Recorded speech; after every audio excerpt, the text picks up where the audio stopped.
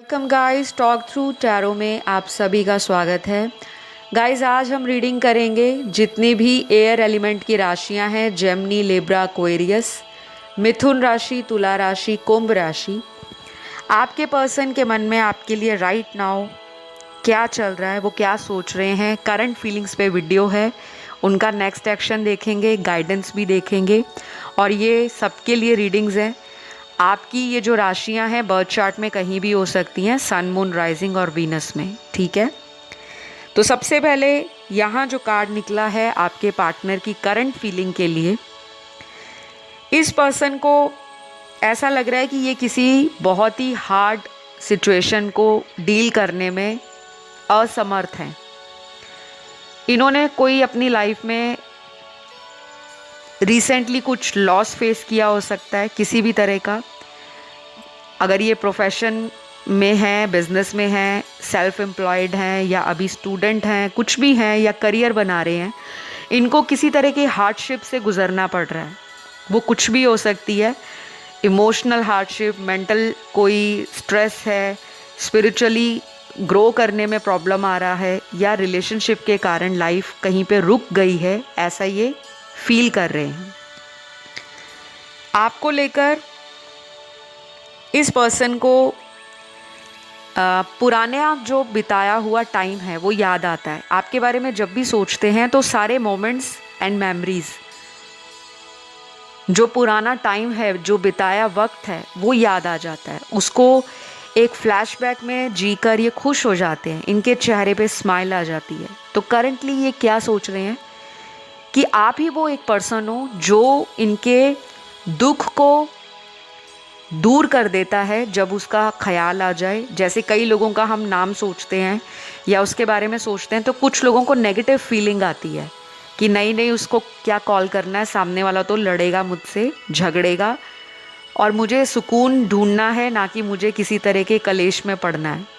तो इंसान क्या करता है कि उस पर्सन से कांटेक्ट नहीं करता कि चलो मूड खराब हो जाएगा। लेकिन आप ऐसे पर्सन हो कि आप हर व्यक्ति के मूड को कैसे अपलिफ्ट करना है, कैसे उसको पॉजिटिव बनाना है, कैसे उसको हैप्पीनेस देनी है, वो आपको पता है। अब ये ज़रूरी नहीं है कि ये सारी क्वालिटीज़ आप ही के अंदर हों।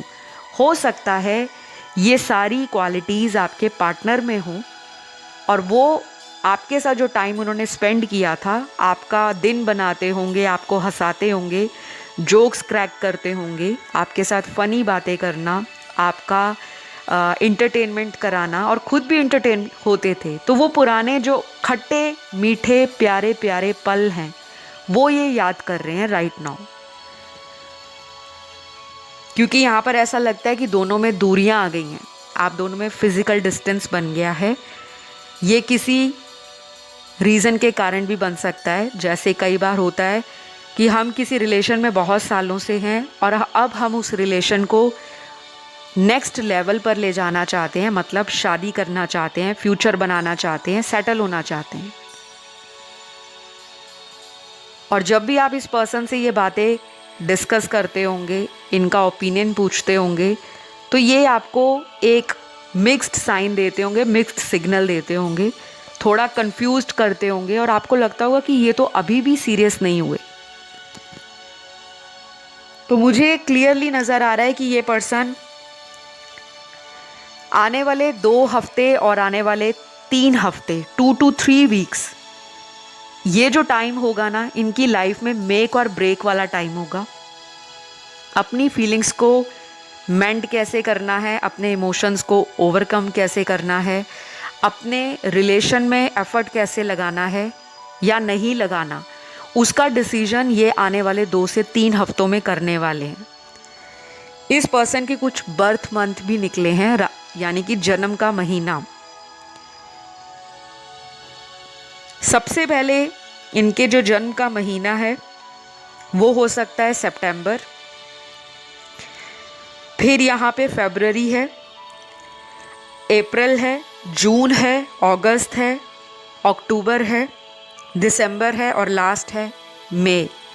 ये कुछ महीने निकले हैं, ये आपके पार्टनर के हो सकते हैं। जिनके नहीं आए, डोंट वरी, जनरल रीडिंग है। तो इन लोगों की लाइफ में ना चेंजेस थोड़े ज़्यादा आ रहे हैं। ये पर्सन आपको इस तरह से भी मिस करते हैं कि आप इस पर्सन का एक तरह से इंस्पिरेशनल डोज हो, मोटिवेशनल डोज हो। जब आप इनकी लाइफ में रहते हो तो चाहे आप इनसे दिन में एक बार बात करो या आप इन्हें सिर्फ एक मैसेज ही हाय हेलो का भेजते हो, तब भी इनको अंदर से सुकून होता है कि मेरी लाइफ में कोई है जो मुझे सपोर्ट करता है, जो मेरी फीलिंग्स को समझता है।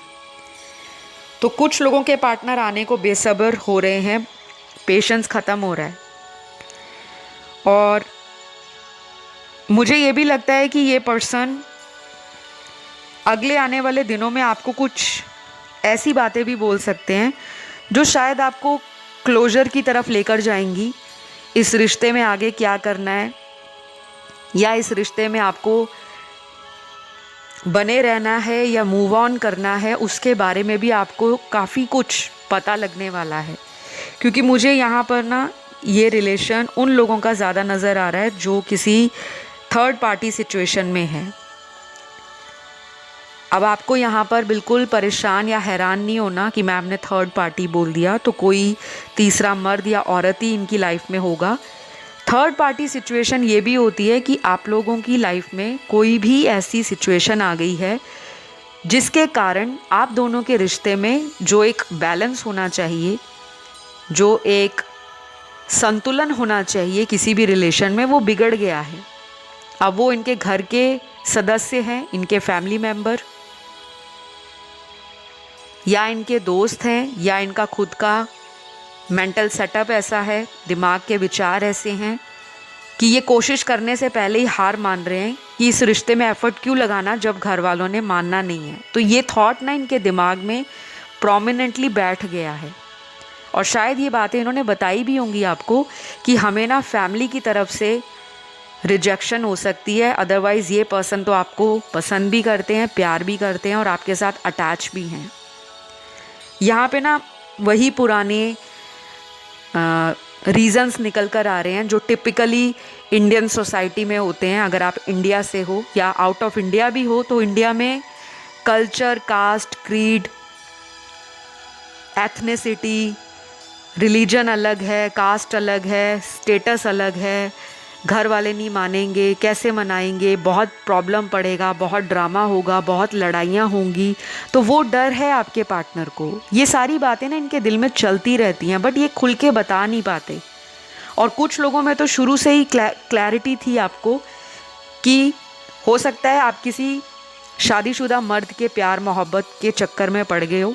मतलब ऑलरेडी आपका पार्टनर शुरू से ही मैरिड था, लेकिन आपको उनसे प्यार हो गया और अब चाहते हो आप कि वो पर्सन सारी उम्र आपके साथ रहे। तो मुझे ये लगता है कि ये पर्सन अपने आप को फंसा हुआ फील कर रहे हैं कि मैं कहाँ फंस गया। आपको छोड़कर गए थे सुकून तलाश करने, और शायद सुकून तो मिला इनको कुछ पल का, लेकिन अब फिर से आपकी तरफ लौटना चाहते हैं।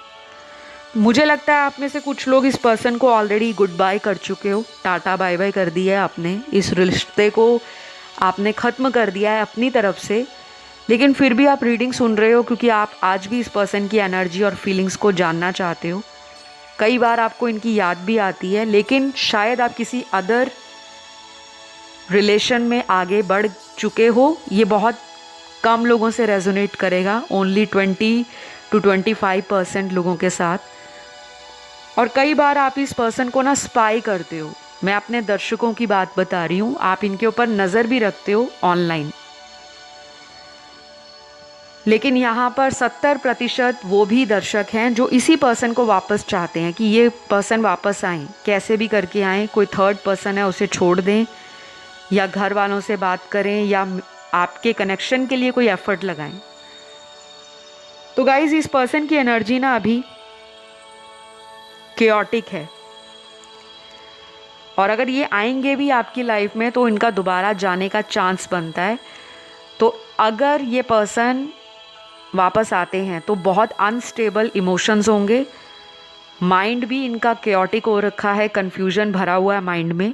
या तो इनकी हीलिंग करवाओ किसी से, या कंसल्टेशन लेके रेमेडीज स्टार्ट करो, उपाय करो। हीलिंग के बहुत तरीके होते हैं और रेमेडीज़ भी बहुत तरीक़ों की होती है। स्पेल्स भी होते हैं, रिचुअल्स भी होते हैं, astrology, numerology, tarot reading, face reading, palm reading, recce healing. मेरे बहुत सारे सर्विसेज हैं, आप चेक कर सकते हो डिस्क्रिप्शन बॉक्स को। अगर आप इस रिश्ते पे काम करना चाहते हो, और अगर आप नहीं काम करना चाहते, सिर्फ आप जस्ट एनर्जी और फीलिंग्स को जानने के लिए आए हो, तो फिर आपको आने वाले दिनों में पता लग जाएगा, जो मैंने आपको टाइमलाइन बीच में बताया था कि इतने दिन लग सकते हैं या इतने हफ्ते लग सकते हैं। तो कोई बहुत बड़ा चेंज नहीं नज़र आ रहा, बस इतना नज़र आ रहा है कि आपको याद करते हैं, लेकिन याद भी ऐसे करते हैं कि जब अपनी लाइफ में अपने दूसरे कामों से फ्री हो जाते हैं, फिर इनको लगता है कि नहीं, मुझे किसी से बात करनी चाहिए, मुझे अपने दिल का हाल शेयर करना चाहिए। तो ये आपके पर्सन की करंट एनर्जी है। आई होप आपको पसंद आई हो। पसंद आई तो लाइक शेयर सब्सक्राइब करिए। मैं आपको नेक्स्ट वीडियो में मिलती हूँ। Love you all, take care, bye bye.